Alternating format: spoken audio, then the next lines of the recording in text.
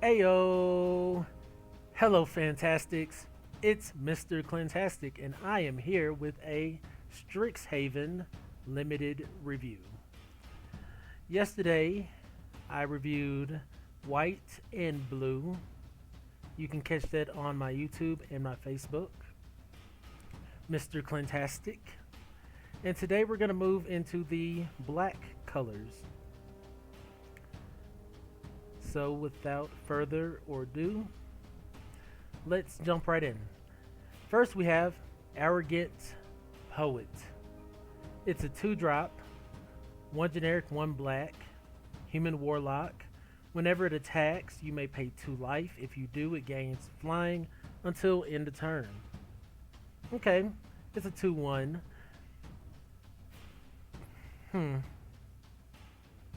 I guess it could be okay. It can get flying by paying life. And that's only if you need it to have flying. If you have this on the board and they have nothing to block with, you can just get in for free. But if they have any ground creatures, you can block with this. I mean, they can block it. It's a 2/1 for 2. What can you say? They can gain flying. I think it's pretty average. I'm going to give it a 3. I think you can at least play the card, and if you need to get in a last couple of points of life or damage, you pay life and finish them off. Next we have Baleful Mastery, a 4-drop, 3 generic, and a black instant. You may pay a 1 generic and a black rather than pay this spell's mana cost. If the 1 generic and a black cost was paid, an opponent draws a card. Exile target creature or planeswalker. Okay, so I'm gonna automatically put this in like the 4 category, and it could be 4.5.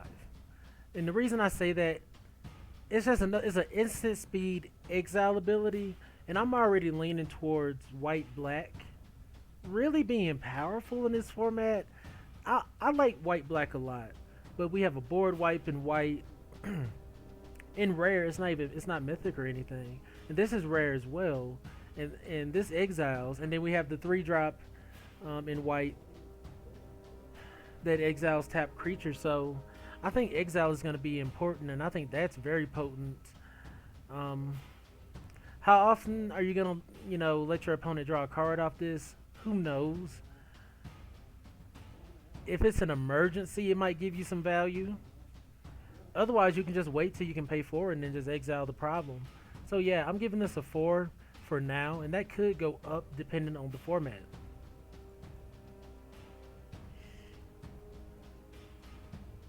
Next we have Brackish Trudge, a 3-drop, 2 generic, and a black fungus beast, uncommon. When it ETB's tapped, you can pay a generic and a black, return Brackish Trudge from your graveyard to your hand. Activate only if you gain life this turn. So I'm waiting to see my sacrifice outlets, because we're seeing some things. I think we saw something in blue yesterday that might have some sack value. Now if you have some sack value, I think this could be really good, especially if you're gaining life. And it's a 4/2 for 3, so you can definitely push in some damage, possibly trade, bring it back when you gain some life. I think this is really powerful. I'm gonna give it a 3.5, because you do have to trigger the life gain to get it back from the yard, but this could easily move up to a 4. This could be something that you want to see every game. It doesn't have flying, it doesn't have trample, but I think the recursiveness of it is really, really powerful to be a 4/2. So I'm gonna give it a 3.5 for now, and I really think this could go up to a 4.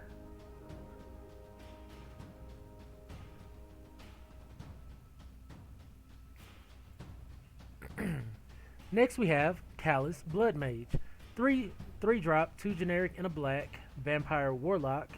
When it ETBs, you choose 1. Create a 1/1 black and green pest creature token with, when this creature dies, you gain 1 life. Or you draw a card, you lose 1 life. Or exile target player's graveyard. It's a 2/1. and it's a rare. I kind of like it. To be a 3-drop 2/1, not the best on the curve, but when it ETBs, you do get to pick one of those abilities, which is pretty potent. I'm already leaning towards like a 3.5.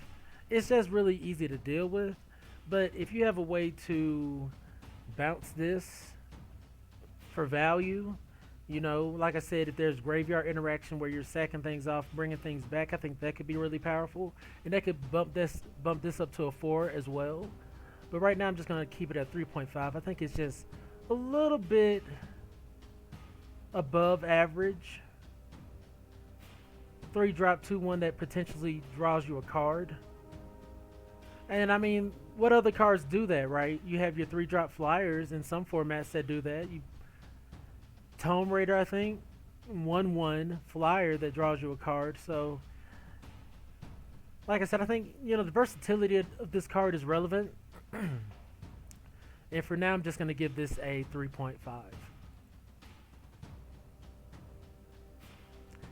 Next, we have Confront the Past. It is a black X lesson. Choose one. Return target planeswalker card with mana value X or less from your graveyard to the battlefield. Remove twice X loyalty counters from target planeswalker and opponent controls. Okay, it's a gold rare lesson. And I think lessons are valuable in that you can have them in your board and go and grab them. I mean, and there was a recent rule change for best of one. For best of one, you can only have, I think, 7 cards in your sideboard now. With Strixhaven coming out, I guess to reduce the amount of lessons you have access to, because I assume lessons were going to be ridiculous in best of one. But getting back to the card, I think this card is pretty decent. It only interacts with walkers, so in limited this isn't going to be too great unless you have a walker, especially one you care about. So I think this is slightly above playable, a 2, and I think that could go up to a 3, being that it is a lesson that gives you value. And I mean, it can deal with an opponent's planeswalkers, but how often are they going to have walkers? So once again, I think this is playable. I think this is like a 2, but not something I'm looking to first pick or give too much consideration to immediately. Next we have Crushing Disappointment. 4-drop, 3 generic and a black instant. Each player loses 2 life. You draw 2 cards. Okay, I like this. I like this a lot, actually. I think this is a little above average, especially in black. It's instant speed, draw 2 cards, and it's instant speed. You and your opponent lose 2 life. And if you're in white-black, it looks like you're really going to be toying around with the lifelink mechanic, some life gain. Well, are you? How many life gain creatures did we really see yesterday? Huh. I don't want to speak too soon, but I would assume you're gaining a little bit of life dealing in white-black color scheme. So it might not hurt you as much as your opponent. And you get to draw 2 cards at instant speed. That's something you oftentimes see in blue. So I think this is a 3.5. And once again, depending on the format, it could go up to a 4. I wouldn't mind running at least 2 of these in my deck. You lose 4 life, but you need to account for that. Next we have Essence Infusion, a 2-drop, 1 generic and a black sorcery. Put 2 1/1 counters on target creature. It gains lifelink until end of turn. I wish this gave lifelink indefinitely. This would be just awesome. It's also just a sorcery. I think the card's good. You know, you put 2 1/1 counters on a creature. You can get blown out if they remove that creature, but you would get blown out anyways. I think it's just okay. They should have slapped the learn mechanic on it, and it would make it like a 3 for me. Average card, but as it stands, I think it's just a 2. Just slightly above playable. If you really need some more playables, you might add it, but not something I think will see a lot of play in limited. Next we have Eye Witch, 1-drop, Eye Bat. An Ibat? Really? Okay. It has flying, 1/1, and when it dies, learn. So, if you watch me draft a lot, oh, excuse me, you're probably going to see me draft iWitch a lot, or iTwitch. It's a 1-drop flyer that lets you learn, so I think that's going to allow you to play some lessons in your sideboard and get a lot of value out of iTwitch. And then if you're playing white-black, you could be aggressive. I didn't see any 1-drop 1/1 flyers in white, unfortunately. So if you're pairing black with white, you may be playing iTwitch yourself. And it doesn't give you any drawback. It's not like you have to mill a card like you had to do in Throne for your 1-drop black flyer. Now this is uncommon, so you're not going to have a bunch of them. But I think this card is pretty decent. I'm going to give it a 3.5. Just being a 1-drop 1/1 flyer with learn.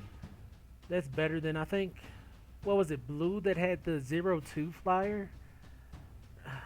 With Magecraft, that was not good. Next we have Flunk. 2-drop, 1 generic, and a black. Instant. Target creature gets neg X until end of turn, where X is 7 minus the number of cards in that creature's controller's hand. So if they have 5 cards in hand, you can play this for 2 and deal 2 to a creature. Will neg 2 a creature. And if they have, if it's late in the game, they have hardly no cards in hand. You could neg 6 something. So, okay, I'm feeling it, and it's a neg ability, so they're not gonna get around it with indestructible or anything like that. This could see some standard play, actually. It's weird because it really depends on what your opponent has going on in their hand.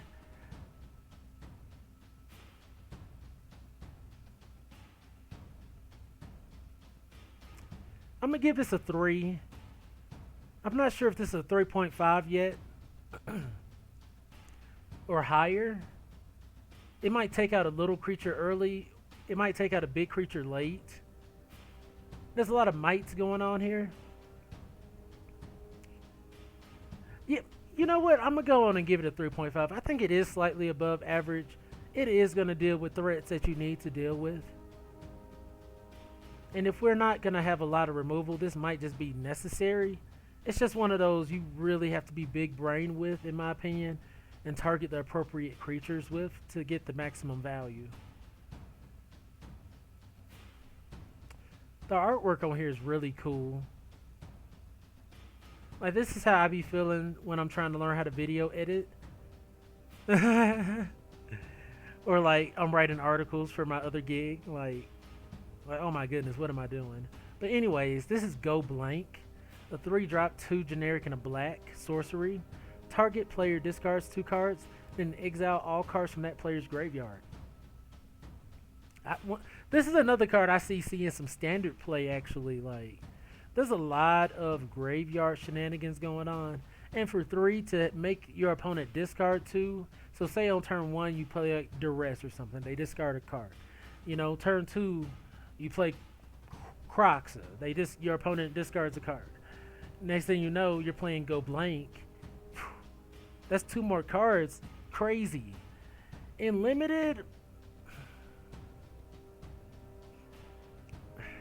I don't know. We don't have a lot of graveyard shenanigans going on, from what I can tell. I haven't seen a lot of return from the graveyard cards. But this is efficient if you're trying to be like a control deck. I think it's a 3. It's average. The exile all cards from the graveyard, I think it'd be relevant in other places, but not necessarily this format. Could be wrong, and that could go up in value, but right now I think it's just okay. In multiples I don't think I would even want it. That's why I'm not going to bump that any higher.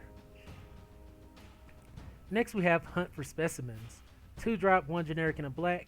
Create a 1/1 black and green pest creature token with, when this creature dies, you gain 1 life, and then you learn. So I'm really interested to see if pests are going to be able to make an appearance in Standard. When I say I'm interested, I'm going to see how well I can make pests work in Standard. But in Limited, I'm not so sure you want to be playing with this. You can trigger Magecraft, and maybe there's a card with Magecraft that triggers this, like, well, that synergizes with this well. But off the top, just 2 mana for a 1/1 pest, not necessarily good. You get to learn, which is fine.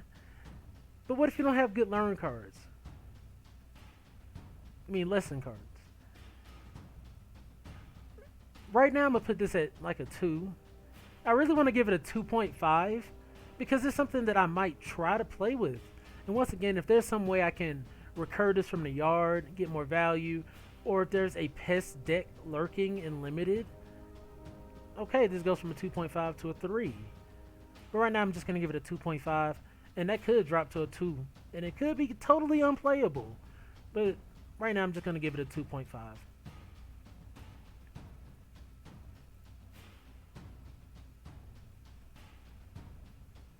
Next we have Lash of Malice, a 1-drop black instant. Target creature gets +2, -2 until end of turn. Instant speed. I love this.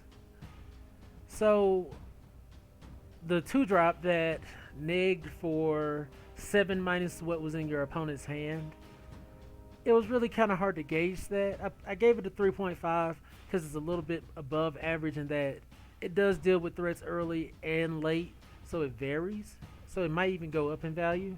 But Lash of Malice is one of those cards you always know what you're getting. And this is something that you can use offensively and defensively. You can get rid of their early game creatures by +2 and -2 in them for 1. That's insane. And then, you know, if it's late game, you need to drive in a little bit of extra damage. Your creature has 3 toughness. Boom.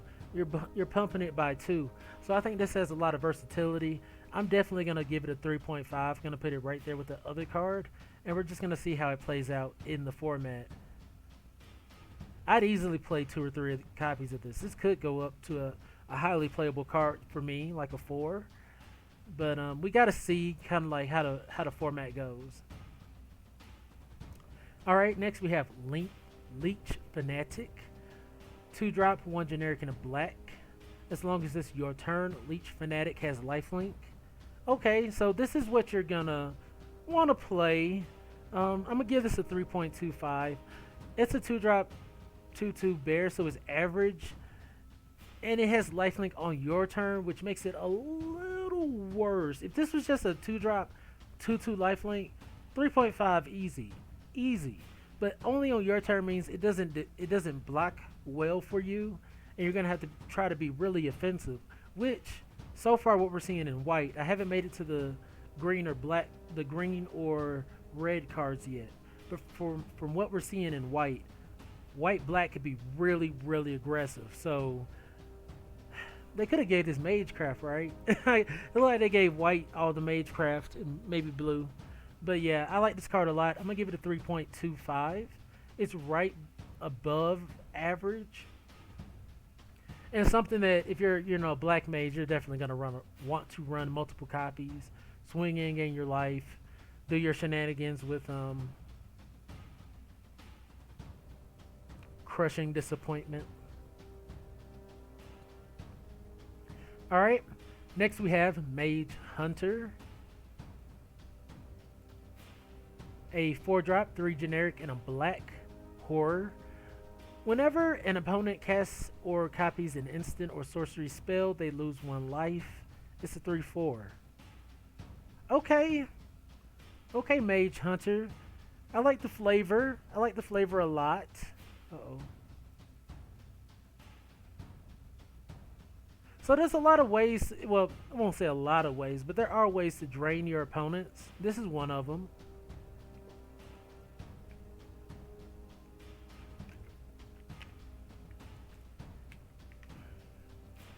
Four-drop, 3/4. It doesn't have flying. It doesn't have death touch. I really just want to put this card at a 3 for me. it's just average in my opinion. It may trigger the one life, and maybe you can compose some kind of life loss deck where this will be relevant, which it will instantly go from a 3 to a 3.5 or better. But for now, just on its own, a 4 drop 3/4, just average, and honestly, it could be below average depending on how aggressive the format is. But I'm gonna pay it a little bit of respect and give it the average cost of 3. Next we have Mage Hunter's Onslaught. 4 drop, 2 generic, 2 black sorcery. Destroy target creature or planeswalker. Whenever a creature blocks this turn, its controller loses 1 life. So we're just talking about if it's possible for a life loss deck to occur. And this is one of them. You get to destroy one of their creatures, and then say you have a bunch of pests. Look, I'm guessing those are pests in the artwork there. You swing in, and even if you're losing a pest, you know, they're gonna lose a life.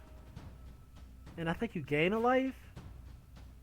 I like this a lot. I'm gonna give it a 4. It's just a good, you know, removal spell with some extra value. In black, I think black's looking pretty good.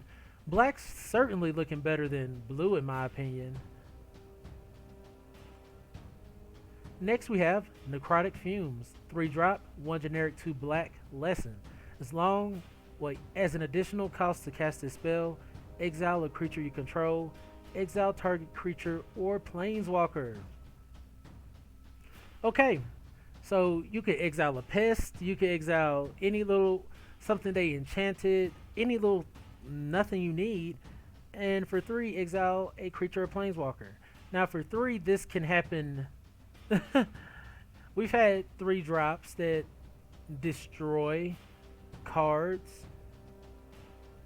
Trying to think. In black, did we have exile? I don't quite remember, but that's a lot of value, exiling especially, and the fact that this is a lesson that you can learn and go tutor this up, I think is really valuable. The fact that you have to exile one of your own creatures is a tiny setback. I'm gonna put this card at 3.5. Like, if you don't have any creatures on the board, it's not doing anything for you, but at the same time, it can do a lot for you. I think this is a little bit above average, and if you plan for it in your build, especially with it being a lesson, it definitely gets above average. 3.5 for me. You can learn and go get it right out of your board. Crazy. Next we have Novice Dissector, a 4 drop, 3 generic and a black creature troll warlock. Okay. neat artwork there.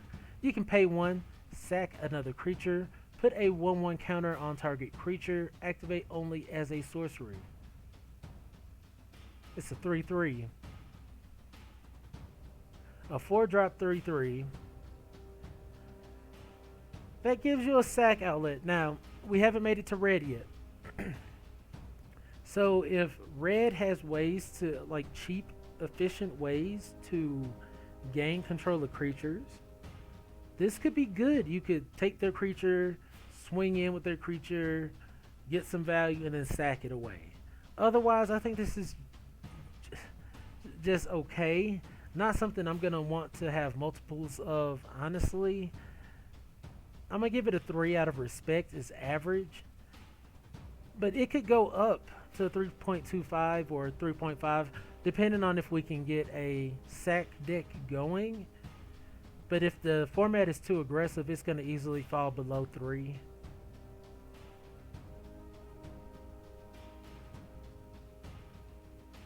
Next we have Orik Loremage, a 4 drop, 2 generic, 2 black creature, human warlock. You can tap it, search your library for a card, put it into your graveyard, then shuffle.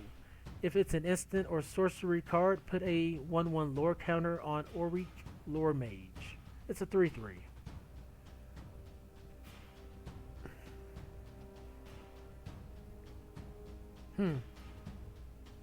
4 drop 3/3 that puts instants and sorceries in your yard. Now, I don't recall a way in blue to get things back from the yard, instants and sorceries. And we haven't really seen it in black. So it would have to be in green or red. I don't know how much I really like this ability. Why I want to put my instants and sorceries in the graveyard is beyond me. And it's gold rare. That's frustrating.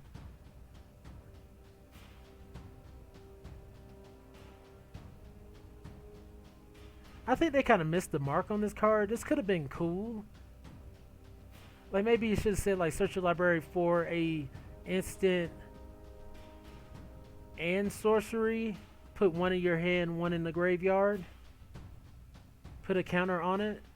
I gotta give this like really a 2. This isn't really great to me. It's not even average. It's a 4-drop 3/3. That it can pump to a 4/4. Guess that's average. But you can't even do that instantly. I don't know. I'm gonna give it a 2.5.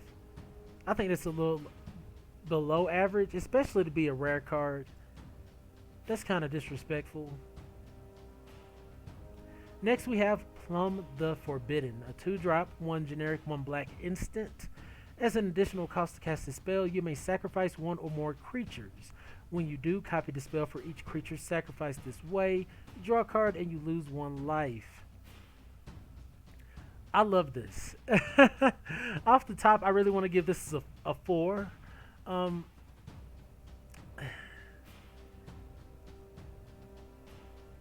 that's probably being a little overzealous there. Just a little bit.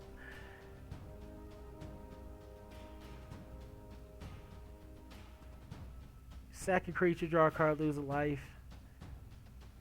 I'm going to give it a 3.5. That's a little above average to me. You can just kind of hold it up. You know, say your opponent tries to remove your creature. Boom. Hey, I'm going to sack it, draw a card, lose a life.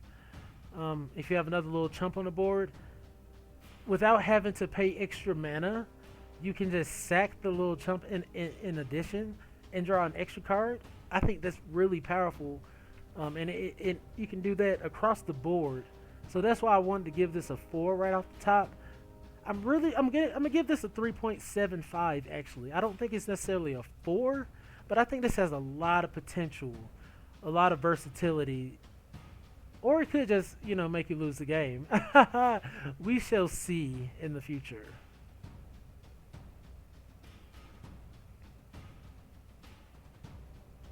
Next we have Poet's Quill, a 2-drop, 1 generic, 1 black equipment artifact. When it ETBs, you learn. That's really cool. That's really cool that it gets to learn when it ETBs. Equipped creature gets 1/1 and has lifelink, and you equip it for 2. I'll run 2 of these. It's rare. I think this is a 4.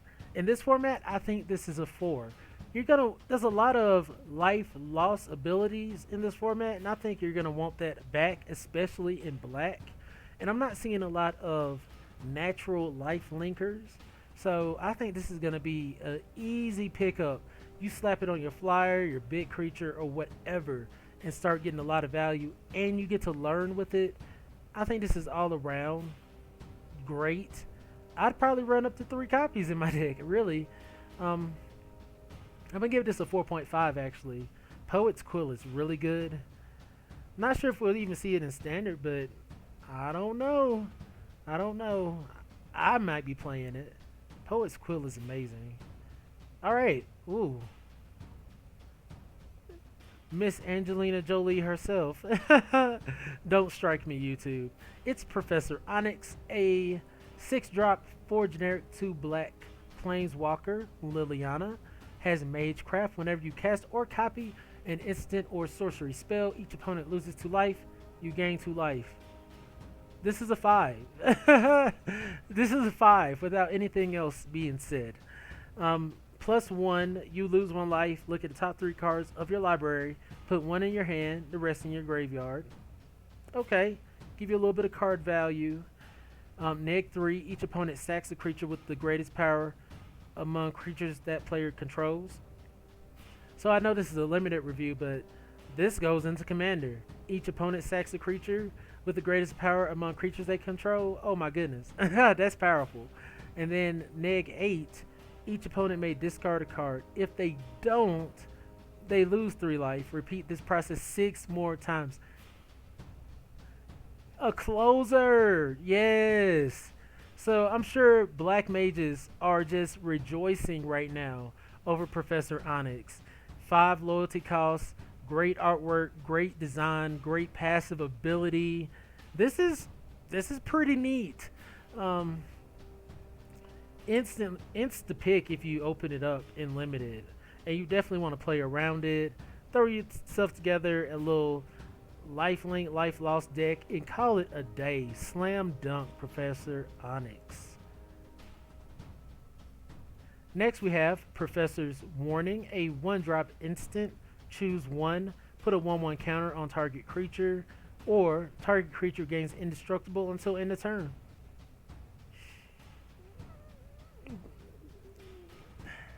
We're not seeing a lot of Magecraft in black. We're seeing a lot of Magecraft in white and blue.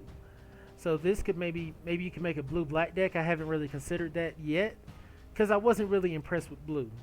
This card is not that great to me. It's not like a 2-drop in white that gives 2/2 and hexproof. That's freaking ridiculous. And I mean, this does have some versatility to it with the indestructible. But in all honesty, this should have been combined. Maybe you could have made it 2 mana, double the mana cost. Put a 1/1 counter on a creature, it gains indestructible. So right now I'm going to put it at a 2.5. I think it's right below average. It's not really that great to me. But I'm sure someone's going to blow me out with it, with some kind of weird white-black Magecraft deck. That's why I say it's definitely playable, but just not too exciting. Next we have Promising Dust Mage, a 3-drop, 2 generic and a black human warlock. When it dies, if it had a 1/1 counter on it, draw a card.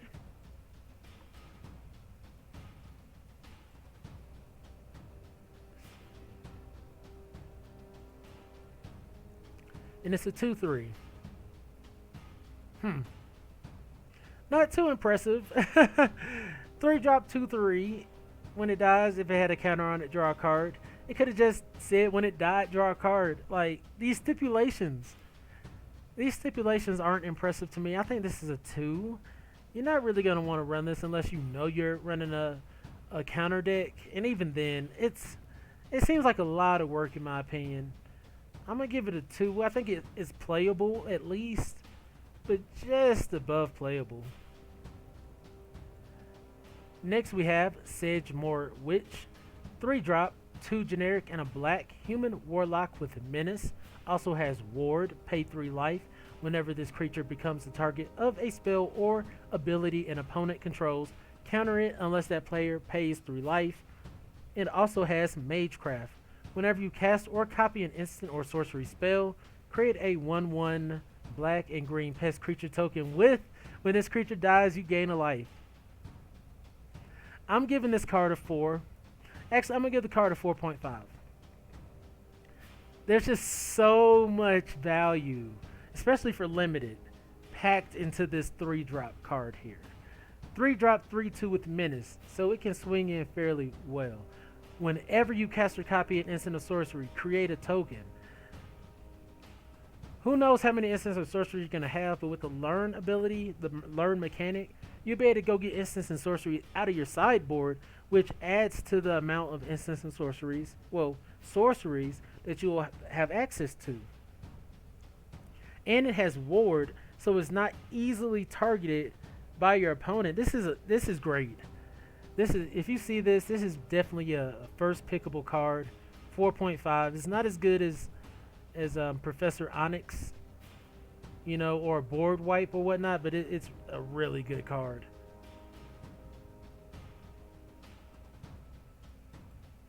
Next we have Spectre of the Fens, a 4-drop, 3 generic and a black Spectre. Has flying. You can pay 6, 5 generic and a black. Target opponent loses 2 life and you gain 2 life. It's a 2/3. I'm gonna give this a 3.5. This is a way to close out games, and it really could be a 4. The mana cost is kind of but it is a 4-drop 2/3 flyer, so it's not just a 4-drop 2/3 ground troop. I really want to give this a 4. I'm gonna give this a 3.75 here. Yeah, 3.75. It's not as good as what we just saw, but this is really, really good. I would probably run like 2 of these in my deck. It can swing in, deal damage. Also, it's not only dealing damage to them, it's also gaining you life, putting a gap in the game. I think Spectre Offends is amazing. I'm going to give it a 3.75 for now, and that might go up depending on the format. Next we have Tenured Ink Caster, a 5-drop, 4 generic, and a black vampire warlock. When it ETBs, put a 1/1 counter on target creature. When a creature you control with 1/1 counter on it attacks, each opponent loses 1 life and you gain 1 life. This is interesting. 5-drop 2/2 isn't good.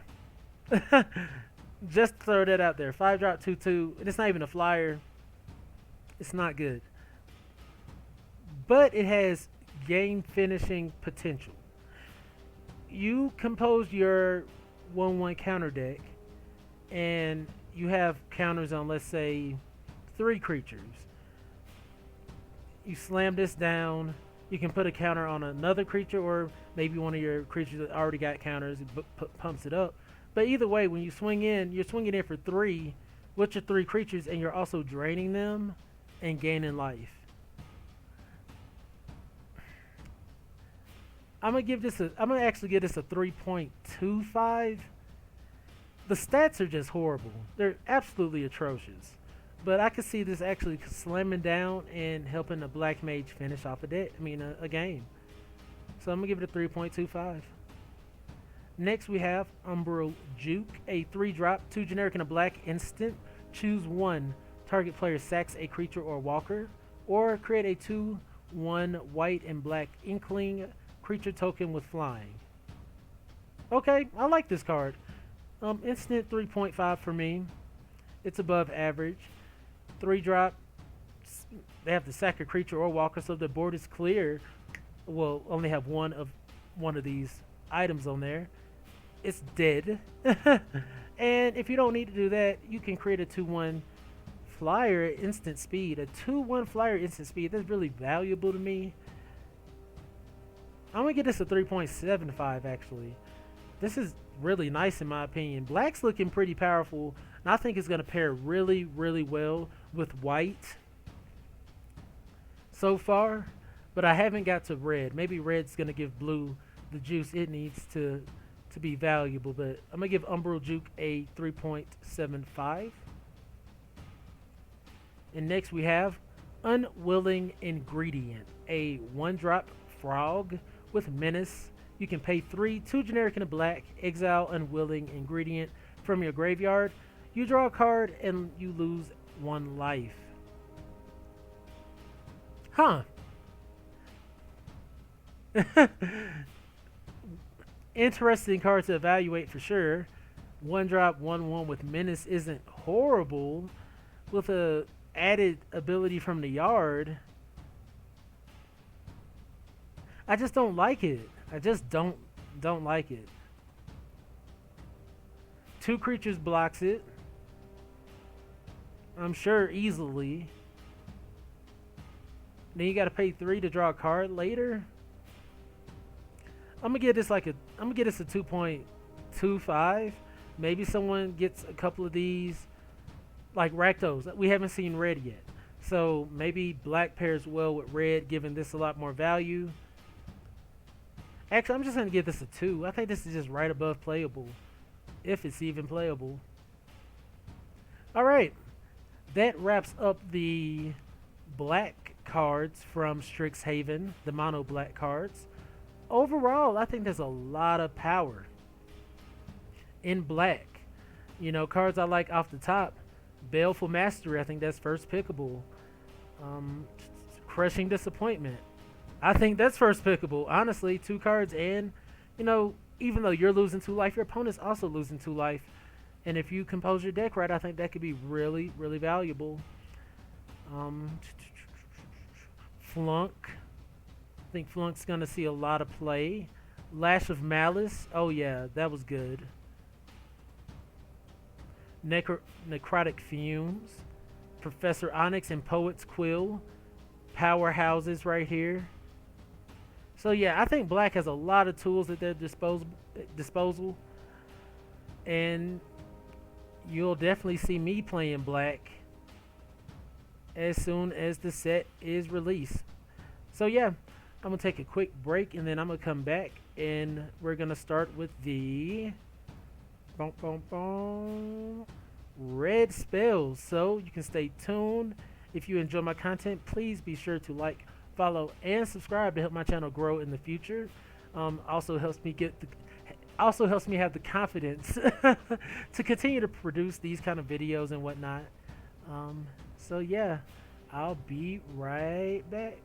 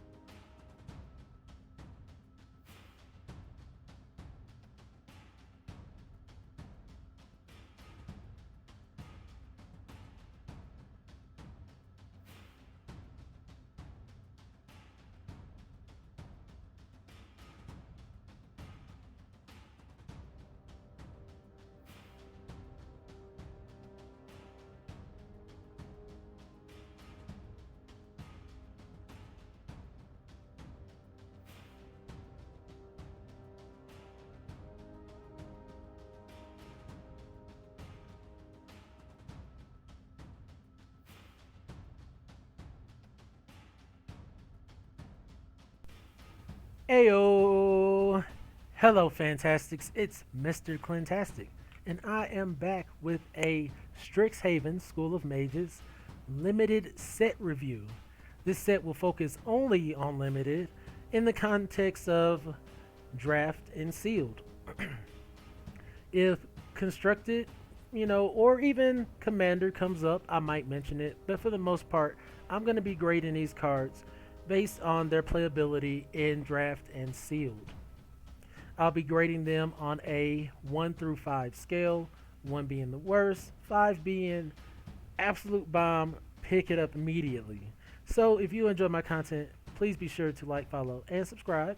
If you want to see the other colors I've already gone over, black, blue, and white, you can catch them on Facebook and YouTube, Mr. Clintastic. So yeah, let's jump right in to the red spells. First, we have Academic Dispute, a 1-drop red spell. Instant. Target creature blocks this turn if able. You may have it gain reach until end of turn. Learn. Okay, this is an uncommon spell, and I don't necessarily know how I feel about it. You can force a creature to block to get it off the board, which is interesting. You can also give your creature reach if you want to block it when they're attacking in. And either way, you can learn. So I'm going to give this a 3.5. I'm not sure how red mages are going to use this card. But it will be just average with just the, target creature blocks this turn if able. You may have it gain reach until end of turn. It doesn't force you to choose your opponent's creatures or anything. So I think that makes it really, playable. I think the learn ability on top of it just puts it above average at a 3.5 range. I just don't know if it's going to go above that. It's going to really depend on the format. Next we have Ardent Dust Speaker, a 5-drop for generic and a red creature Minotaur Shaman. Whenever it attacks, you may put an instant or sorcery card from your graveyard on the bottom of your library. If you do, exile the top 2 cards of your library. You may play those cards this turn. Okay. So we have a 4-drop in black that could tap and put instants and sorceries in the yard. That was a 4-drop in black. And this is a 5-drop in red. When it attacks, you may put an instant or sorcery card from graveyard on the bottom of your library. So we're starting to see a little bit of synergy there, I guess. But it's so dang expensive. I'm going to give this a 2.5. I don't know if this is even average. But if there's some instant sorcery graveyard shenanigans going on, then this might go up higher. But other than that, it's just a 5-drop 3/4. I mean, it potentially gives you value late game. I'm going to give it a 2.75. And I just got to see how it play out. I just don't think it's a card that I'm going to want to see too often at 5 mana.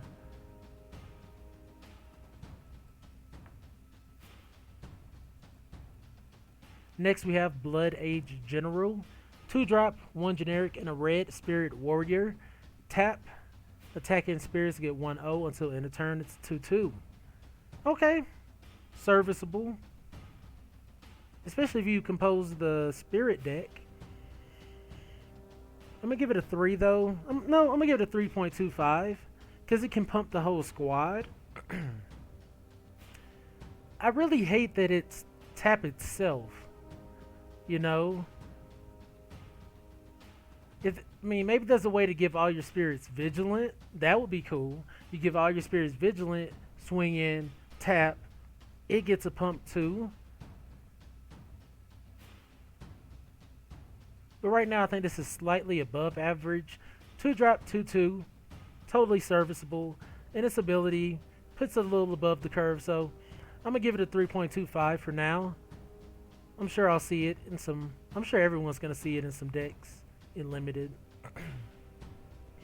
Next we have Conspiracy Theorists. 2-drop, 1 generic and a red. Human Shaman. Whenever this card attacks, you may pay 1 and discard a card. If you do, draw a card. Okay? Whenever you discard 1 or more non-land cards, you may exile 1 of them from your graveyard. If you do, you may cast it this turn. I saw another content creator discuss this card, talking about it's a slam dunk for them. It's definitely, you know, serviceable. 2-drop, 2/2. You gotta wait for it to attack. Then you have to discard a card. You get to draw a card. Then you get to play that card. Say it's cheap, you get to play it. So you need like a 2-drop you can discard the next turn.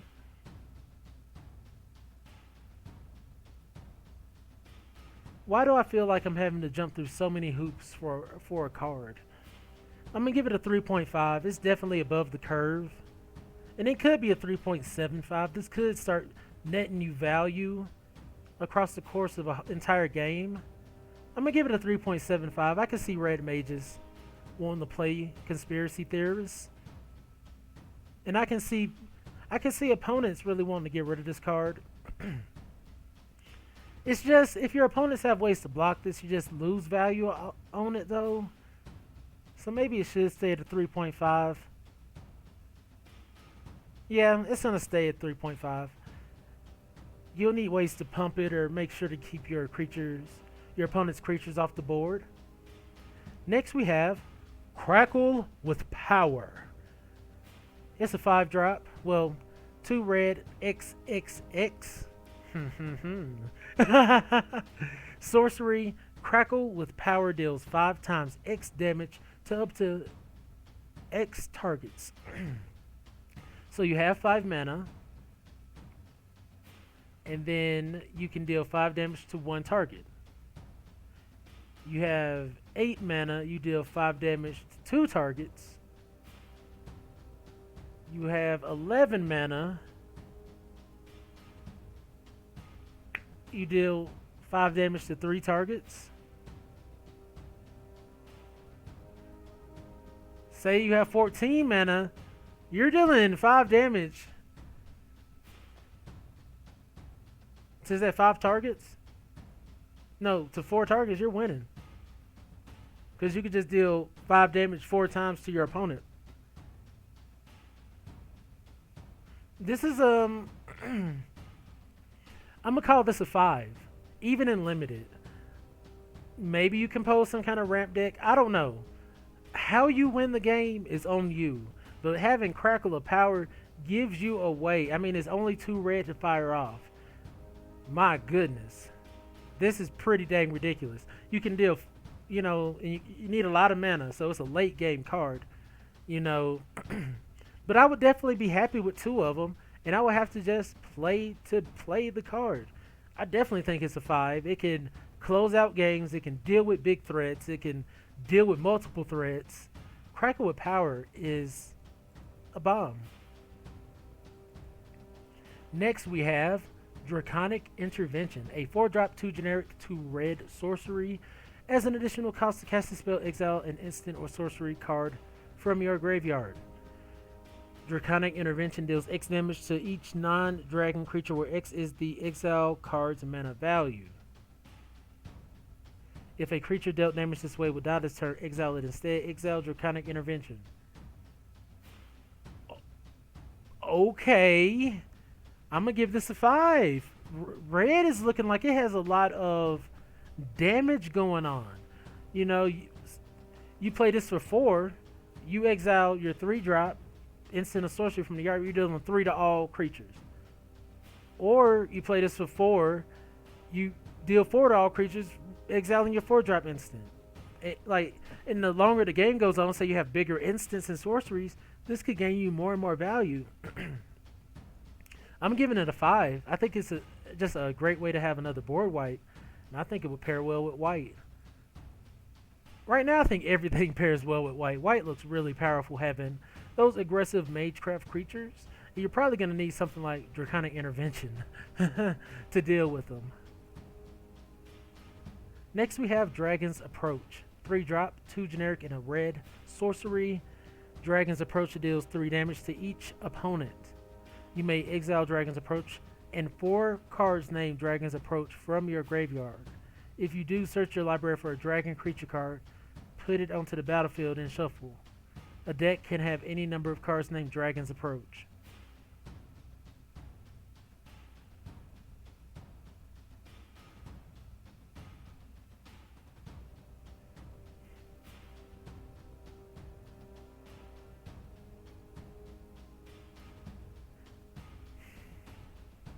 So it's a common red card. I have to give this a 2.5 for now. I think it's playable. I don't think it's totally unplayable. And I would like it to be cool, you know, because say you do compose like 4 or 5 of these. Well, you have to have... Gee. Actually, you know what? In Limited, this is unplayable. By the time you have 4 other cards named Dragon's Approach, it's 12 damage. That's 4 whole turns. I don't know. I'm gonna give it a 1.5.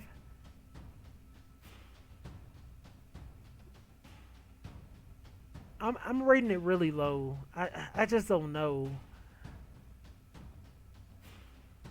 It could trigger Magecraft, but it doesn't deal with any threats from your opponent. You'll have to get really lucky that day to get the amount of Dragon's Approaches you need to really do anything. I'm going to give it a 1.5 for now. It could just totally be unplayable, but it's slightly... It's there. I think it has a little something there. A little bit of potential.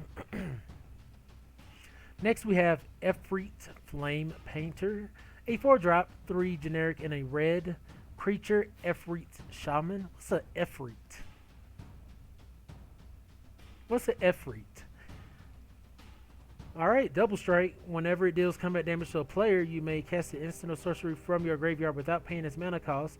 If that spell will be put into your graveyard, exile it instead. It's a 1/4. Ooh-wee! Oh yeah. Oh yeah, this is up there. This is up for me, at least. I'm giving this a 4.5. I think this is really up there. First off, it has double strike, which is really, really important. And that means that this can trigger twice a turn. As long as you keep the way open for it. Combat damage once, combat damage twice. Oh my goodness. You may cast any instant or sorcery from the yard without paying the mana cost. We know how powerful that is. This is a 4.75 for me. I think this is pretty dang ridiculous. First pickable even. It's not the board wipes we've been seeing. And I think those are just magnificent. And Liliana. But this is really high up there. Efreet Flame Painter.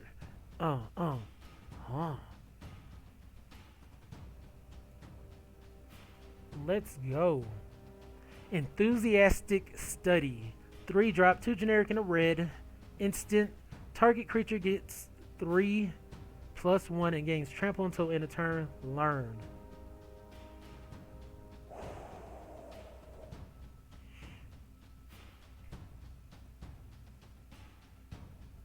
So, what decks are y'all putting together? Red, white, or red, black? Because that's where the party's at. You pair this with your Magecraft creatures, put a few of the lessons in the sideboard to give you some extra value. My goodness, this card is great. This gets a 3.5 for me. It would just be average in my opinion if it was, you know, just 3/1 and trample for 3. Because we've seen Run Amok, which gives 3/3, and trample for 2. But Run Amok had a condition that the creature had to be attacking. The creature here does not have to be attacking. And you get to learn. I think this is really, really good. In your aggressive red decks, might even be a 3.75 for me. Next we have Explosive Welcome. An 8-drop, 7 generic and a red. Huh? Instant. Deals 5 damage to any target and 3 damage to any other target. Add 3 mana. Okay. So we got to really see what green has to offer here, because it looks like red wants you to engage with a lot of mana costs for their higher potential spells. You play this for 8, 5 damage to the opponent, 3 damage to the opponent. This, I mean, 8 damage for 8, then you net 3 red mana. I think that could be really good. I'm going to give it a... The mana cost is stressful. I'm going to give it a 3.5. I still think it's above average. And I think if you're big brain, you should be able to figure this out. Am I the one to figure it out? I don't know. There's a lesson here, but I'm not going to be the one to figure it out. From Rick. Next we have Fervent Mastery, a 5-drop, 3 generic, 2 red sorcery. You may pay 2 generic and 2 red rather than pay the spell's mana cost.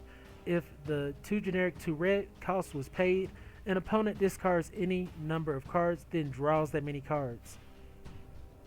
Why would I do that?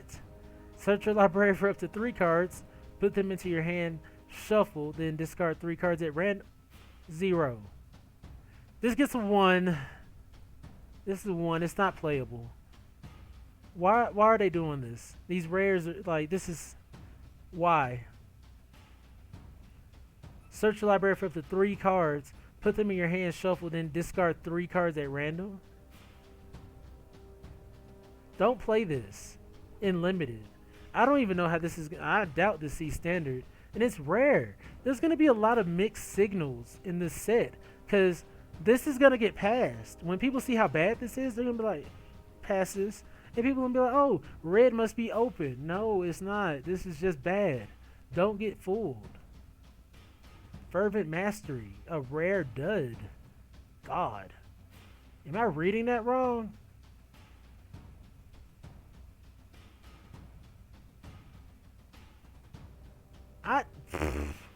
No.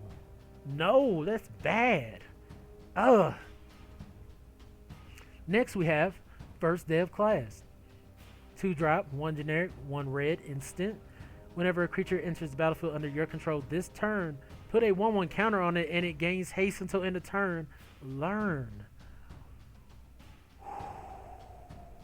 And this is common. This is ridiculous.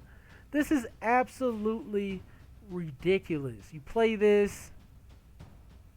Say you have a way to get multiple creatures on the board this turn, and you get to learn. Well, is this ridiculous? It's not like it's an enchantment that does it. Like in white, they have that 3-drop enchantment. Whenever a creature attacks, it gets a counter. This is only for 1 turn.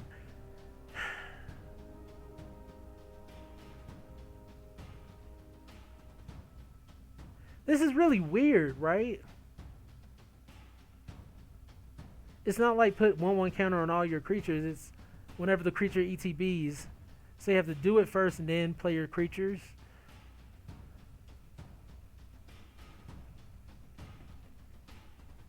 I like the 1/1 counter aspect, but I don't know. This card's weird. I'm going to give it a 2.5. Because it's not pumping your creature like doing combat damage or anything. It has learned, but it's like a one-trick pony. Next we have Fuming Effigy. 4-drop, 3 generic, and a red creature spirit. Whenever 1 or more cards leave your graveyard, Fuming Effigy deals 1 damage to each opponent. It's a 4/3. Okay, that's cool artwork, right? Like a Terminator type deal going on here.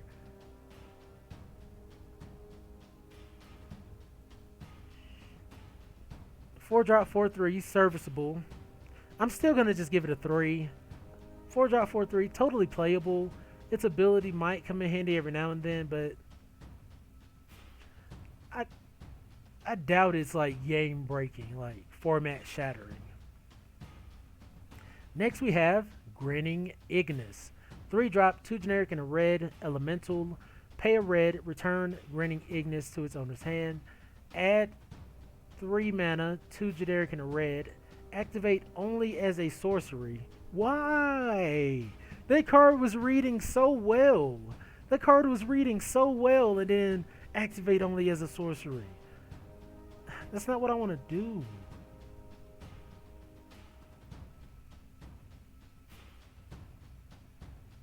So it can net you mana, but you still gotta play it back. A 3-drop 2/2. This is just a 3-drop 2/2 essentially. I'm giving it a 2.5. It could be playable. Maybe someone can do something with it, but this is less than average to me. A 3-drop 2/2 with some kind of weird convoluted effects. No thank you. Next we have Hall Monitor, a 1-drop red lizard shaman with haste. Okay. Pay 1 in red, tap it, target creature can't block this turn. Okay, and it's a 1/1. I'm gonna give it a 3.5.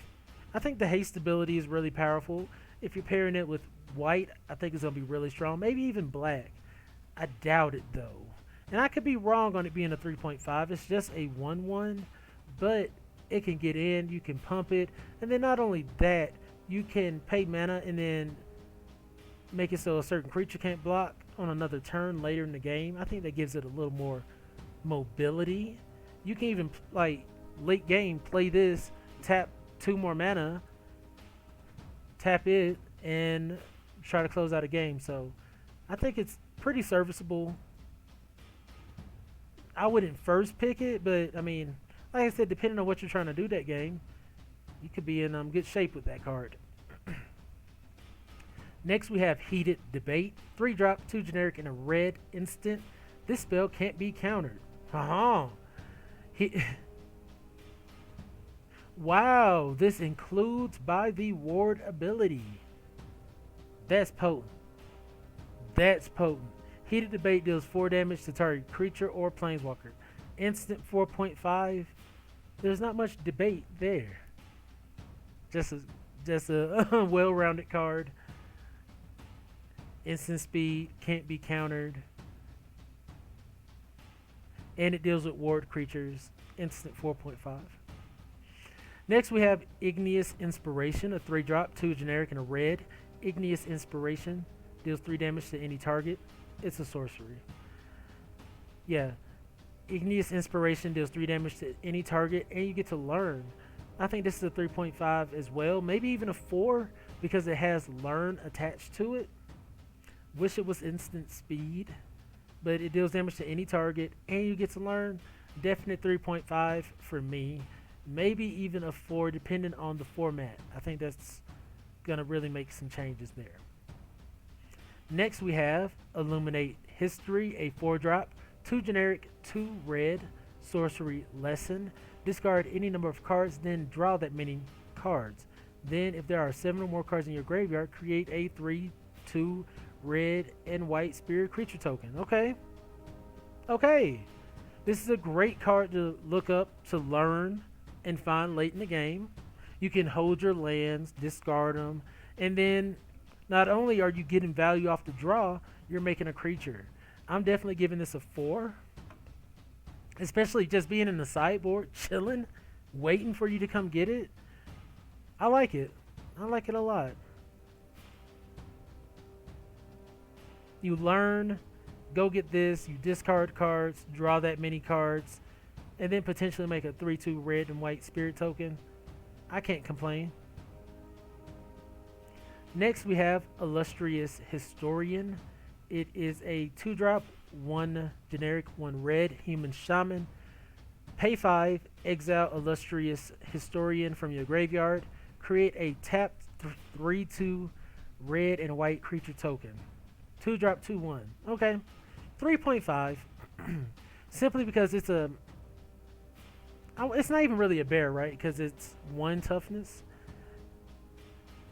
But it's still serviceable. And the fact that you can, later in the game, and it looks like instant speed, you can exile Historian from your yard, create a tap 3/2.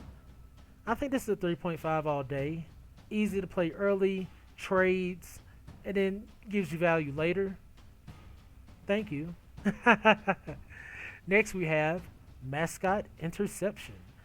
4-drop, 3 generic, and a red sorcery.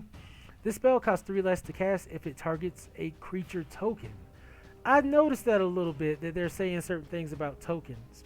I think it was an artifact or some kind of attachment that it was like 3 to attach to a creature, but 1 to attach to a creature token. I think that's really interesting. Gain control of target creature until end of turn. Untap that creature. It gets 2/0 and gains haste until end of turn. So I was talking about earlier, are we going to have any spells to take creatures to sack off the creatures? So this is something you're going to be wanting to look out for if that's what you're trying to do. But this spell is uncommon, so you might not get it as much, and we haven't really seen too many other game control spells other than in blue we saw one, but that was for good. These kind of spells you kind of want to for the turn, so they're going to be going back to the opponent, get some kind of value, and then you sack it off. I'm going to give it a 3 for now, and if the sacrifice deck is able to be composed, it might go to a 3.5, but it's just going to get a 3 for now. I think it is interesting that it can take a creature token for 1 mana. That's what really will put it in a 3.5 category. Next we have Pigment Storm, a 5-drop, 3 generic, and 2 red sorcery. Pigment Storm deals 5 damage to target creature. Excess damage is dealt to that creature's controller instead. 5 mana, deal 5 damage to a creature.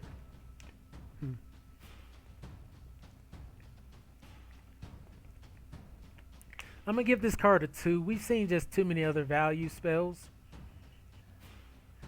I mean, that might be disrespectful. It might be just a 3, just a serviceable red spell. You might put it at the top of your curve or whatnot. I'm going to give it a 3. Deals 5 damage to target creature, excess damage dealt to the creature's controller. So, I mean, that's another thing. They could have a 1/1 token out. They're at 4 life. Boom. That's almost like trample damage. I'm with it. I'll give it a 3. Next we have Pillar Drop Warden, a 4-drop, 3 generic, and a red spirit dwarf with reach. Tap it, pay 2, sacrifice it, return target instant or sorcery card from your graveyard to your hand. Activate only as a sorcery. It's a 1/5. A 4-drop, 1/5 with reach.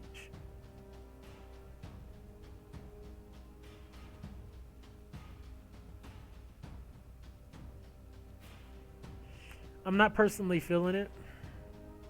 And if spirits are trying to be aggressive, this definitely isn't aggressive. I'm going to give it a 2.5. 4-drop, 1/5 with reach is just meh, in my opinion. Getting the instant of sorcery from your graveyard back to your hand at sorcery speed is also meh. But if you have some really good ones, you know, you might want to, you know, throw this in your build to get it back. Next we have Retriever Phoenix, a 4-drop, 3 generic, and a red Phoenix, flying haste. Whenever Retriever Phoenix ETBs, if you cast it, learn. As long as Retriever Phoenix is in your graveyard, if you would learn, you may instead return Retriever Phoenix to the battlefield. Definitely 5. Definite first pickable card here. Flying haste 2/2. Yes. When it ETBs, you learn. Yes. And when it's in the yard, if you would learn, or you bring it back. Yes. Yes. Yes. I love this. If you see it, grab it, pump it, have your shenanigans with it, have your way with Retriever Phoenix. Slam dunk of a spell, in my opinion. Next we have Start from Scratch, a 3-drop, 2 generic, and a red sorcery lesson. Choose 1. Start from Scratch deals 1 damage to any target. 3. Destroy target artifact. I'm going to give it a 1.5. Maybe this is just off in your sideboard. And see, this would definitely be a 1 if it wasn't a lesson. 3 mana to deal 1 damage to any target or destroy an artifact is just boo-boo. Just absolute boo-boo. But the fact that it's a lesson, you can have it off in your sideboard. You can go get it, bring it into the game, win a game if they, have 1 point of damage, kill a significant creature or whatnot, destroy an artifact. So I'm gonna give it a 1.5. Could even go up to a 2, but otherwise this card would not be in my radar at all. Next we have Storm Kiln Artist. 4-drop, 3 generic and a red. Dwarf Shaman. Storm Kiln Artist. That's a hard phrase to say. Storm Kiln Artist gets +1/+0 for each artifact you control. It has Magecraft. Is this the first red card we've seen with Magecraft? Whenever you cast or copy an instant or sorcery spell, create a treasure token.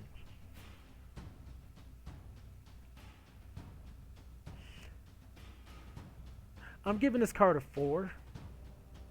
And it's something I really want to give a higher value to. But this is incredible.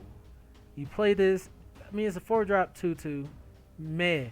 But as you play your instants and sorceries, you make treasures, and that's just so freaking powerful. This can help you ramp into those red spells, like that mythic red where you need 14 mana to just close out a game, deal 20 damage to your opponent or something. Like, this is what helps you get there. So I'm gonna give it a 4. It could easily go up to a 4.5 for me. Actually, I'm gonna give it a 4.25 because it could easily bump up at any time. I really like this artist, and I think it's really gonna paint a pretty picture for some red players this season. Here we have Sudden Breakthrough. 2-drop, 1 generic, 1 red instant. Target creature gets +2/+0 and gains first strike till end of turn. That's amazing. You also create a treasure token.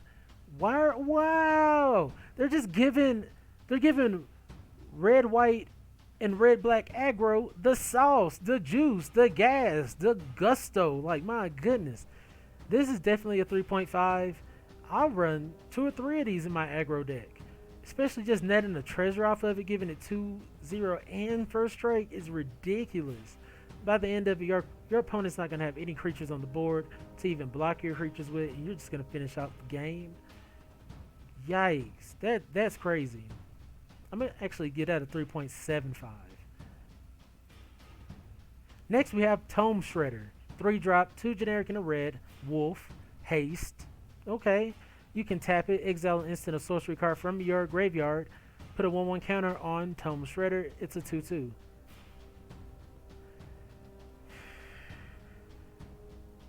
I'm going to give this a 3.25. I was going to give it a 3.5, but it is just a 3-drop 2/2. It does have haste, which is cool, but you really have to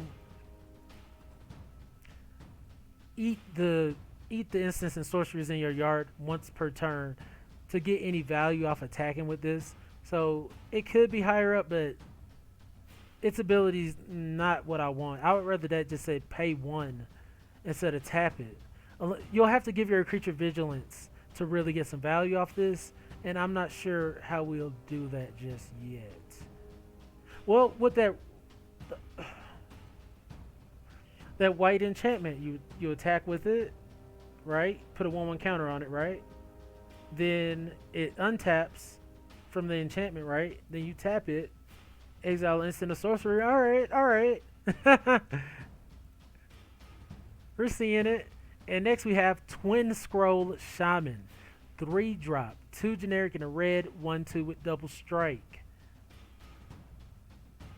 No Magecraft? Really? No learn? Why? So we got to give it a 2.5. It has double strike, but you really got to work this card to make it work for you. So yeah, overall, I felt red had some bangers like Retriever Phoenix, Sudden Breakthrough, even Pigment Storm a little bit. They had 1 gain control spell, unfortunately, and it's uncommon. Illuminate History is pretty interesting. Do not play Fervent Mastery. I think that was the worst card in the whole whole little set here. Jeez Louise. And the mythic Crackle with Power. Just imagine, just boom, I'm gonna deal 10 damage to you with one spell. Like, come on, that's ridiculous. And I think it's gonna pair. I think it'll pair better with white than with black. But I'm gonna have to see when I start doing like my archetype guide.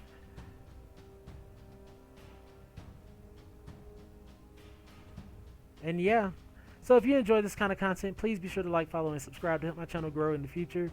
Helps boost my confidence and helps bring other people to the channel. This has been my limited review of the Strixhaven School of Mages set. And I hope you enjoyed. I'm going to take a quick break and I will be back for the grain spells. Stay tuned.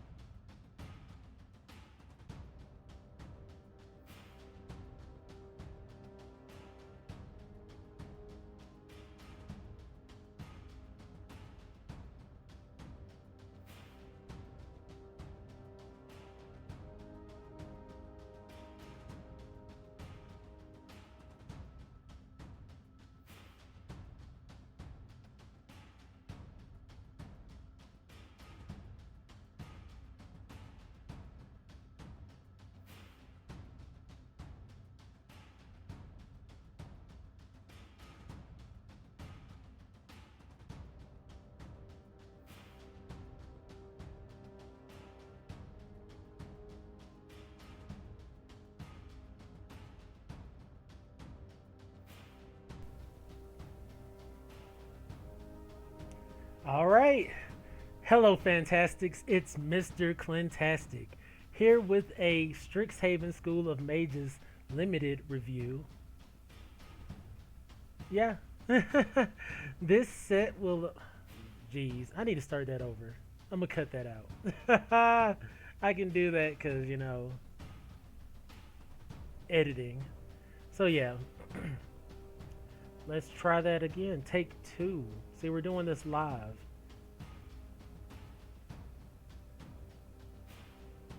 So yeah.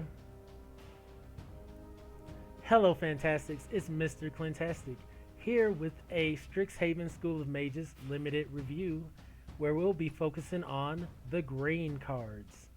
The mono green cards. If you enjoy my content, please be sure to like, follow, and subscribe to help my channel grow in the future. So here we're just going to be focusing on limited, including sealed and draft.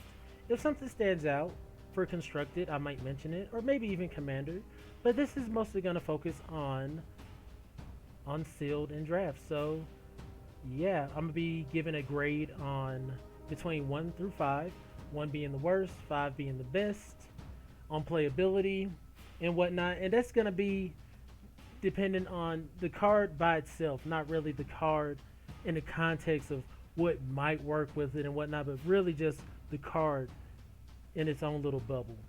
So let's jump right in. First we have Accomplished Alchemist, a 4-drop, 3 generic, and a green elf druid. You can tap it, add a mana of any color. Okay. You can tap it, add X mana of any color, where X is the amount of life you gain this turn. Okay, and it's a 2/5.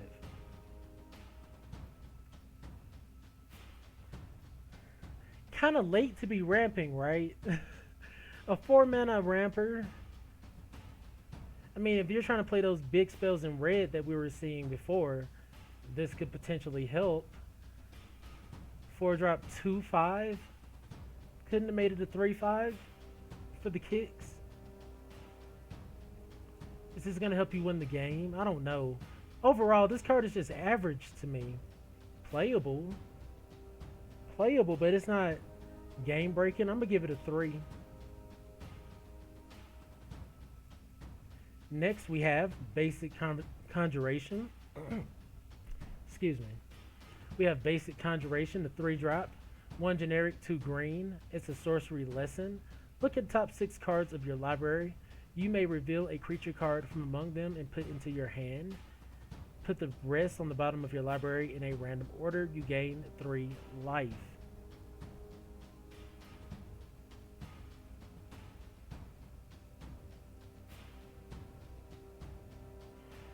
So you have to play a card with the learn mechanic on it. Go get this card, play this card, then look at the top 6 cards of your library, get the creature card, put into your hand, and then gain 3 life.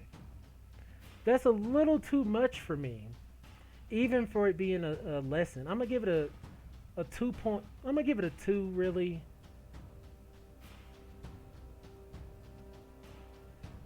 Maybe I'm gonna give it a 2.5. It's just a little below average for me, even being a lesson. 3 mana to do that? No. It really could be. I really want to just give it a 2. Right above playable. A lot of times I'm probably going to be looking right over the card itself. And it's a rare. It kind of irritates me sometimes when they make a card rare and it doesn't offer much value to hardly any format. Even limited, where a lot of cards need to shine or get an opportunity to shine. Next we have Bayou Growth, 2-drop, 1 generic, and a green. As an additional cost to cast a spell, sacrifice a creature or pay 3. It's a 5/4.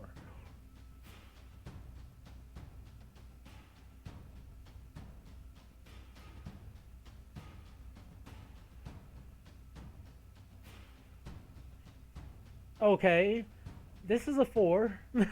This is well above curve, like well above value. Like A 2-drop 5/4. Yeah, you gotta sack a creature, but that could be a 1/1 creature. And at the end of the day, even if you can't sack the creature, you top deck this. 5-drop 5/4. Plant dog. I mean, it's a freaking plant dog. This is getting a 4 for me in green. I like it a lot, and I'll definitely consider it anytime I see it. And in standard, we might even see it in standard. You play your Love Struck Beast, the 1-drop part of it. You get the 1-drop part of this. I mean, you sack it for this. You get a 5/4 out on turn 2. Come on now. Great Hinge out on turn 3. Oh, geez. The horror. Next, we have Big Play. 2-drop, 1 generic, 1 green instant.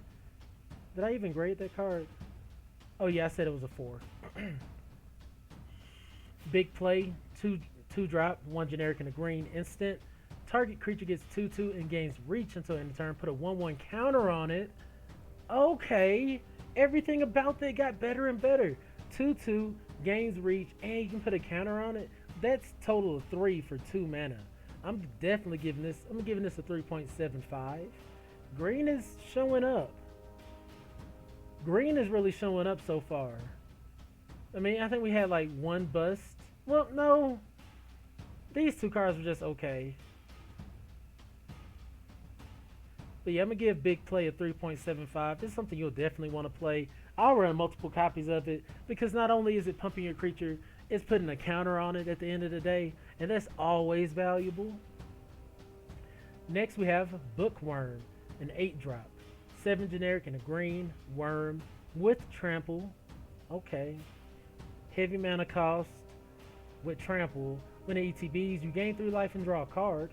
Okay. Pay 3, 2 generic and a green. Put Bookworm from your graveyard into your library 3rd from the top.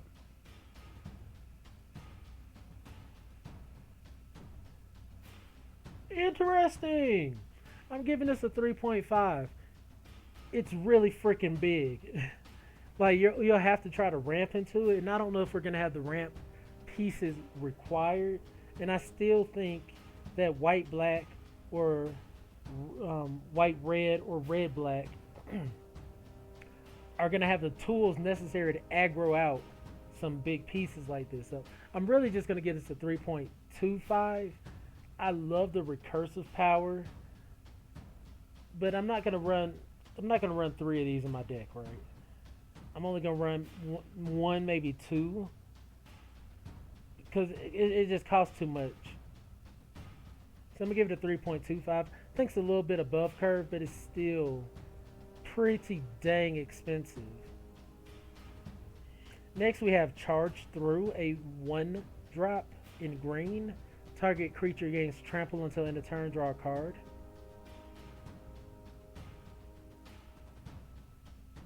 Triggers Magecraft, which Magecraft seem to be most potent in white. I don't understand why. I thought it was going to be more so across the entire board, but I'm not seeing a lot in other places. Kind of just nets you a card, right? 1 for 1 for drawing the card. Give a creature trample. I'm going to give it a 2.75. I'm just not really a big fan of this card. Unless green has more Magecraft to offer, which I doubt it. I'm not seeing it so far. I'm going to give it a 2.75 just because, 1-drop draws you a card. Maybe you trigger Magecraft in another color. And we haven't even got to the gold cards yet, so I think it's decent, but I think it's a little bit low average. Next we have Containment Breach. 3-drop, 2 generic and a green. Sorcery Lesson. Destroy target artifact or enchantment. Okay. If its mana value is 2 or less, create a 1/1 black and green pest creature token with. When this creature dies, you gain 1 life. Okay, I love this. This is 3.75. Like, first off, it's a lesson that you can go get out the sideboard. And I say 3.75, maybe a little too soon. Maybe. Because it only destroys an artifact or an enchantment.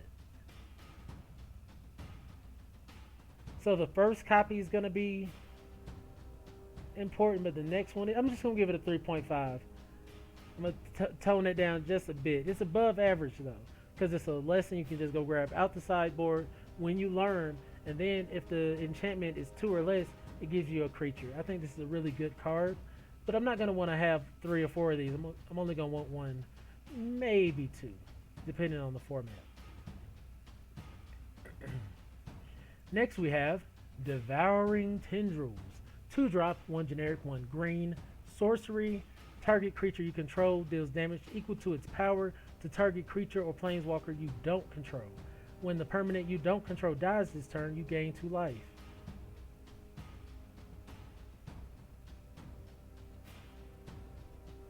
So this isn't even a fight spell. This is straight up, I'm bullying you.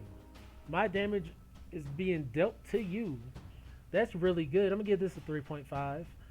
You know, your green deck, actually I'm going to give this 3.75. In your green decks, you're going to want 2 or 3 of these. Put out your biggies. Boom. Just going to deal damage to you. I'm going to give it a 3.75. I think green is going to like having those at 2 mana especially. Next we have Dragon's Guard Elite. A 2-drop, 1 generic and a green. Human Druid with Magecraft. Yay! Whenever you cast or copy an instant or sorcery spell, put a 1/1 counter on Dragon's Guard Elite. Pay 6, 4 and 2 green. Double the number of 1/1 counters on Dragon's Guard Elite. This is a 4.5. This is really, really nice. Really, your opponent's going to want to get this off the board ASAP Rocky. You pop off a couple of spells. Say you put 2 1/1 counters on to make it a 4/4. You pay 6, you'll make it a 6/6, and then you pay 6 again. You make it like a 10/10, right? So it just has exponential value early game and late game. I love this card. I think this is really a 4.75. This is pretty ridiculous in my opinion, but I'm just going to give it a 4.5 for now, and we're going to see how it plays out. Next we have Ecological Appreciation. 1 green, 2 generic, an X, sorcery, mythic. Search your library and graveyard for up to 4 creature cards with different names that each have mana value X or less and reveal them. An opponent chooses 2 of those cards. Shuffle the chosen cards into your library and put the rest on the battlefield.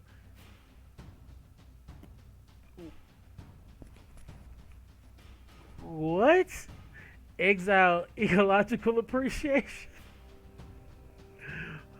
Gee whiz. Okay, so this is really strong. This is really strong. So how much mana do you really need? That's how we're really going to determine the actual value of it. 3 mana to fire off. So if you want a 1 mana card, you got to pay 4. 2 mana card 5. 3 mana card 6. But you can get 3 creatures for 6 mana. It's 2 mana apiece.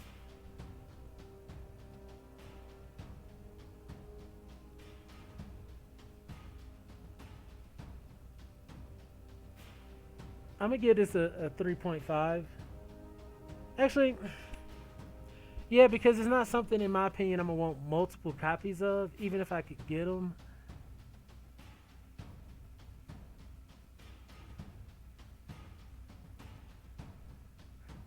And I could be wrong on that, because even though it's super strong, I'm only going to really want 1 copy. Maybe 2. But you have this early game, and say you only have 4 mana, you only go get a 1/1 creature, right? It's not going to do you any good. You got to have 5 to 6 mana. And I think 6 mana is really that sweet spot for this card. So I'm going to give it a 3.5, but I do think it has a lot of potential.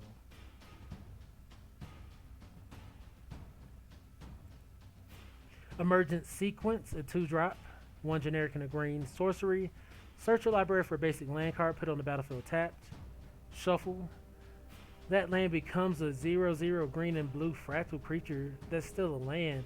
Put a 1/1 counter on it for each land for each land you had entered the battlefield under your control this turn.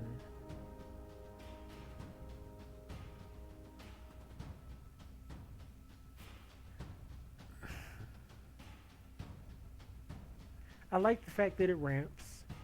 I love the fact that it ramps. If it would produce a fractal token, cool. But making my land become a fractal token is kind of dangerous. It's really dangerous, makes it targetable. And then I'm down a land.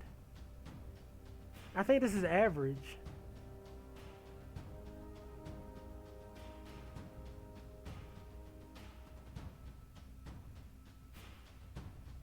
I mean, it could come down as a 2/2. You play a land and then play this. Gets 2 1/1 counters on it.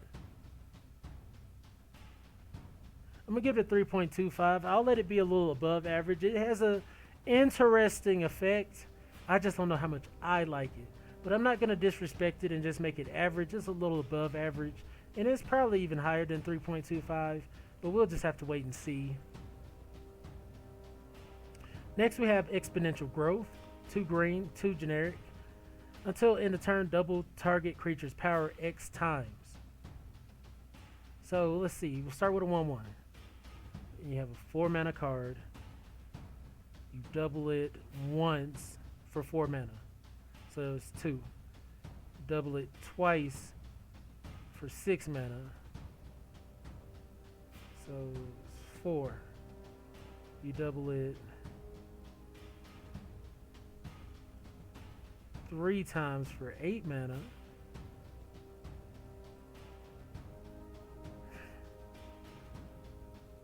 I don't know. If you get us to like a double striker maybe. It's not even instant speed. And there's a lot of mana you gotta sink into it. I'm gonna get this a 3.25 as well. I think it has some potential. But I think it's just a little above average, and that's just because its effect is unique. Next we have Field Trip, a 3-drop, 2 generic and a green sorcery. Search your library for a basic forest card, put that card on the battlefield tapped, shuffle your library. See, already better than the last card, and it has learned. This is already better than the last card.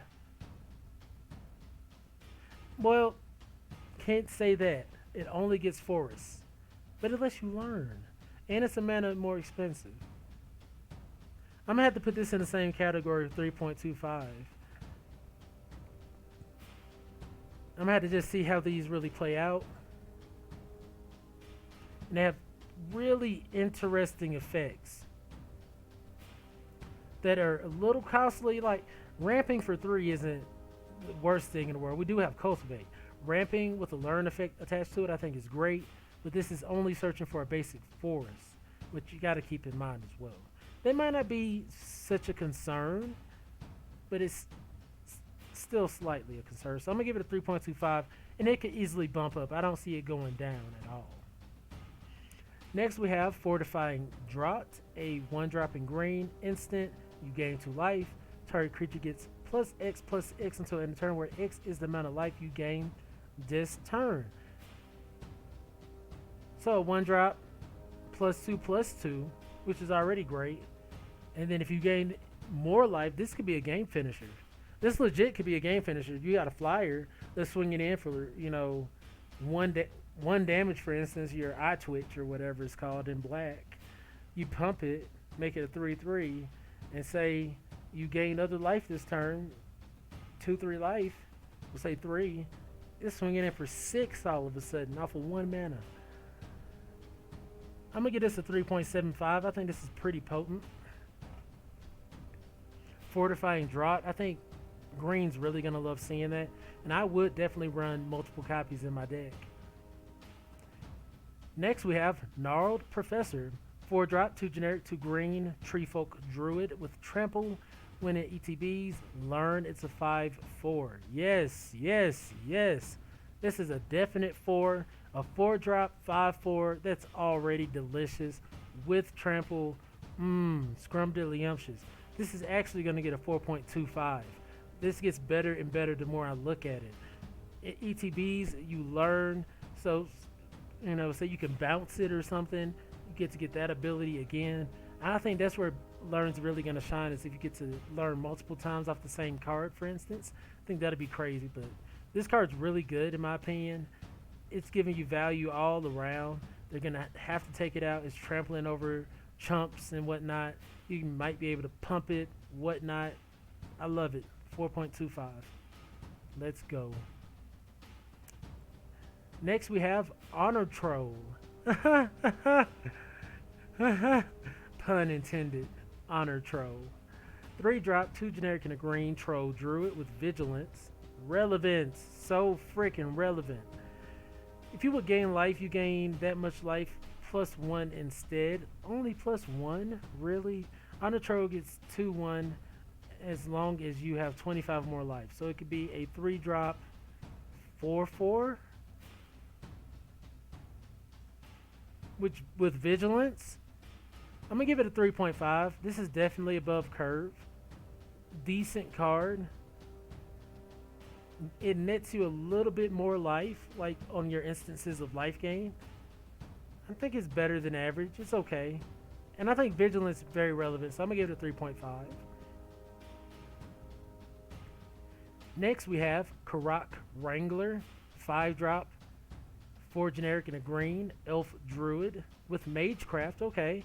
Whenever you cast or copy an instant or sorcery spell, put a 1/1 counter on target creature you control. It's a 3/3. This is great. I mean,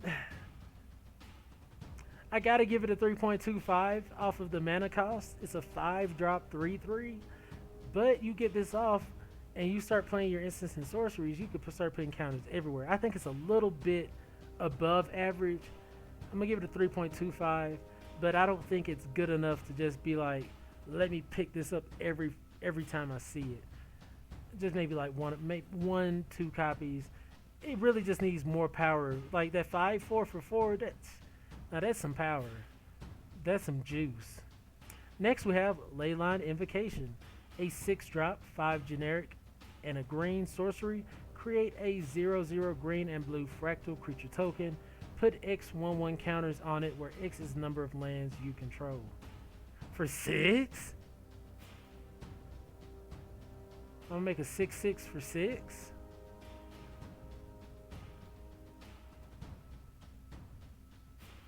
I'm gonna give it a 2. I mean, a 6/6 for 6 is okay, but no trample. It can be bounced and die. I'm gonna give it a 2. It's not interesting to me. Next we have Mage Duel. 3 drop, 2 generic and a green sorcery. This spell costs 2 less to cast if you cast another instant or sorcery spell this turn. Okay. Target creature you control gets 1/2 until end of turn. Then it fights target creature you don't control. I'm gonna give it a 3.5. You can play a 1 or 2 drop spell and still get to play this spell. Essentially for 1. So it's still 3 mana. I think that's a lot of value. And then you get to fight a creature and pump the butt a little bit more than the power. I think that's great. I'm gonna give this a 3.5. And I'll definitely run 2 to 3 copies of this. Easily. Next we have Master Symmetrist. 4 drop, 2 generic and 2 green, Rhino Druid with Reach. Whenever a creature you control with power equal to its toughness attacks, it gains trample until end of turn. This is a 4. A 4 drop for 4, right? That gives most of your creatures trample when they attack is ridiculous. It already has Reach itself. Then it's giving itself trample. This is great. Definite 4. I could see it being a 4.25 depending on the format. Master Symmetrist. Next we have Overgrown Arc. 2 drop, 1 generic and a green. Plant Wall. Defender. You gain 1 life by tapping it. You can pay 2, sacrifice it, and learn. It's a 0/4 wall.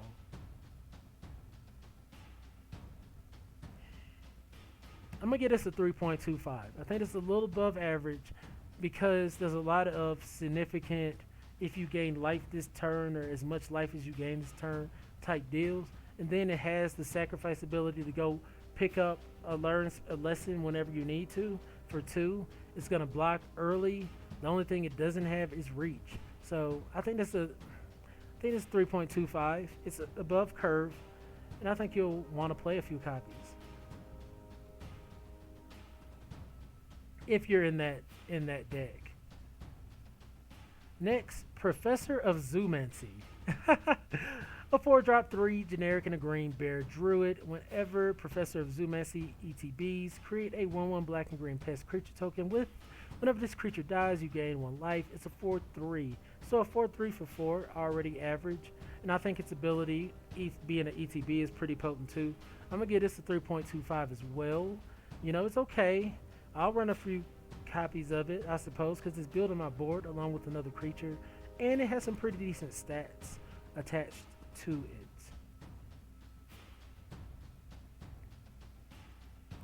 Next we have Reckless Amplimancer, 2-drop, 1 generic, 1 green. Elf Druid, you can pay 5, 4 generic and a green.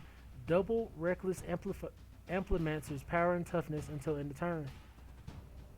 So for 5 you can make it a 4/4. It's an Elf Druid. It's a 2-drop for 2, so it's average. And I guess his extra ability bumps it into the 3.25 range. But it's really just not that exciting. I mean, late game, say you have 10 mana. I don't know where we're going to get all this mana from. Jeez Louise. You know, you could pump it, double it to 4, then double it to 8. Maybe close out a game, which will definitely put this at 3.75. So this might be a 3.5 type card. I just don't know yet. I just don't know. So for now, we're just going to give it a 3.25, a little above average, and keep on going. Next, we have Scurrid Colony, 2-drop, 1 generic and a green. Squirrel, reach. Scurrid Colony gets 2/2 as long as you control 8 or more lands. Serviceable, 3.25 as well. Just above average. It's nothing really exciting to me, unfortunately. Next we have Spined Carok, a 3-drop, 2 generic and a green crocodile, 2/4. I mean, it got decent stats, a 3-drop, 2/4 on the ground. It doesn't have any abilities. You don't want to play this. I'm gonna mark this as a 1. You typically want cards with abilities at this point. Granted, this can block for you, but we had a 1-drop, or was it a 2-drop? Yeah, a 2-drop earlier here. That's a 0/4 that could block for you and gain you life and learn. So yeah, I don't really see this being played. I'm gonna give it a 1.5 because if you just need a playable, serviceable ground blocker, maybe this is where you go. Maybe. I'll give it a 1.5. Next we have Spring Mane Servant, 3-drop, 2 generic and a green elk. When it ETBs, you gain 2 life. It's a 3/2. So already average, being a 3-drop 3/2. Comes in, gains you 2 life. If there's ways to bounce or recur your creatures, getting that 2 life over and over again will be very valuable. And there are cards that rely on if you gain life this turn type deal. So I'm gonna give this a 3.25. These cards really in green, it's like they're scratching the surface. Like, they're just decent. They're just a little above average, but they're not like completely mind-blowing other than our Gnarled Professor over here. Next we have Tangle Trap, 2-drop, 1 generic and a green. Instant, choose 1. Tangle Trap deals 5 damage to target creature with flying or destroy target artifact. They could have made this a lesson. Even if at sorcery speed. This could have been great as a lesson. I'm going to put it at average. Maybe even like a 2.5 is a little below.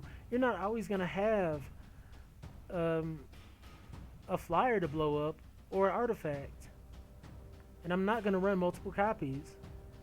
So it's always going to be like something I'm just like, about putting in my deck. Fervent Mastery, 6 drop, 5 generic and a green. Sorcery, you may pay 3 generic and a green rather than pay the spell's mana cost. I have hated just about every time I've said that, except for white. White wasn't so bad, but it was pretty dang bad. Search your library for up to 4 basic lands and reveal them. Put 1 onto the battlefield tapped under an opponent's control if the 4 mana cost was paid. Put 2 of them on the battlefield under your control and the rest into your hand.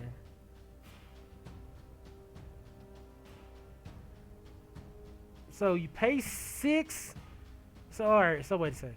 You pay 6 mana to put 2 mana on the board and put 2 mana in your hand. You pay 4 mana to put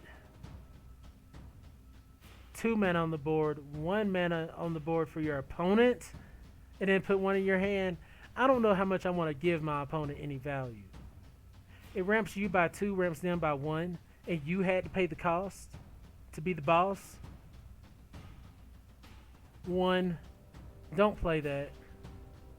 Don't do it. Don't give your opponent any, don't ramp them at all. And it's not even like it's giving them a treasure token.